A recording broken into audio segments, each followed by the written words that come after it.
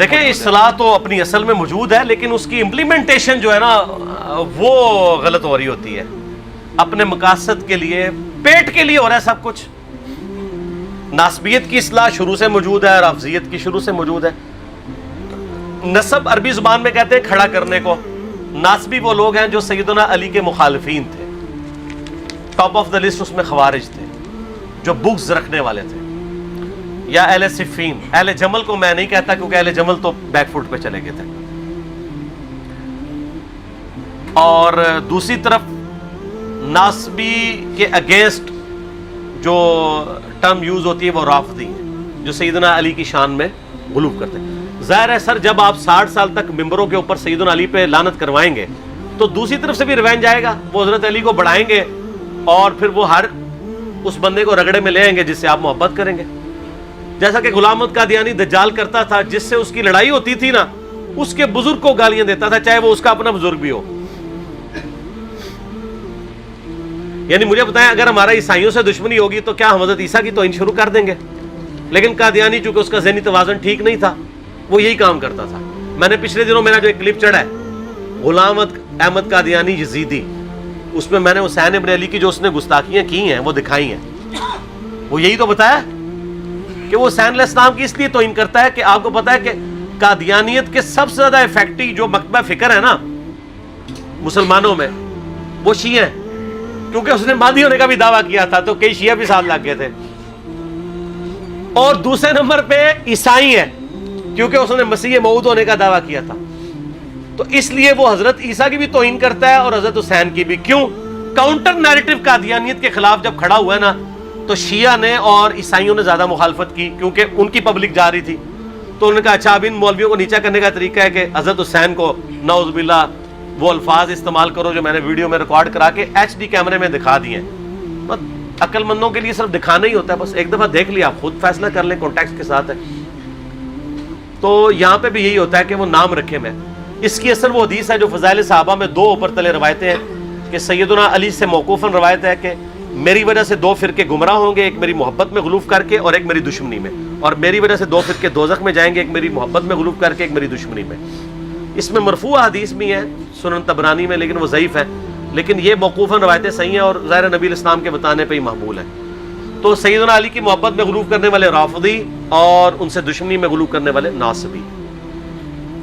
یہ حقیقت ہے کہ ناصبیوں کی اکثریت اہل سنت میں ہے اور رافضیوں کی اکثریت اہل تشیع میں ہے۔ یہ تو آؤٹ آف کوسچن ہے، اس میں کوئی شک نہیں ہے۔ باقی ایک خالی نام رکھنے کے لیے آپ کسی کو کہہ دیں، نجدی کہہ دیں، وہابی کہہ دیں، بدعتی کہہ دیں، ٹھیک ہے جی، بد مذہب کہہ دیں، رافضی کہہ دیں، ناسبی کہہ دیں، یزیدی، وہ ایک علیحدہ بات ہے۔ لیکن حقیقت یہ ہے کہ جہاں پہ موجود ہے ان کو اپنی اپنی اصلاح کرنی چاہیے۔ سنیوں کا کام ہے کہ ایک ٹکٹ میں دو مزے نہ کرے، اپنے اندر جو ناسبی ہیں ان کو جوتے مار کے باہر نکالے، اعلان برات کرے۔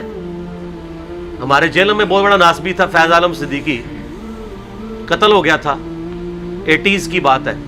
آج تک اہل حدیث اس کو ڈس آن بھی کرتے ہیں، اس کے مضامین بھی چھاپتے ہیں، اور وہ مضامین بھی وہ جو اہل بیت کے خلاف لکھے ہوئے ہیں۔ تو ایک ٹکٹ میں دو مزے تو نہیں ہوتے۔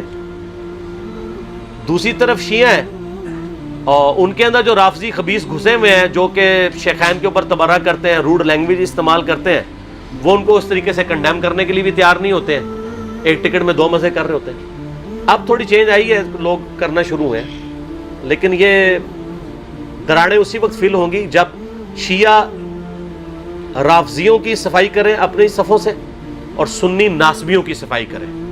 صرف کہہ لینے سے کافی نہیں ہے کام کہ نہیں جی ہمارا تو کام تھا، ہم نے بس کہہ دیا۔ ان کو فرنٹ سے لیڈ کر کے روکے۔ اس کی میں آپ کو مثال دیتا ہوں۔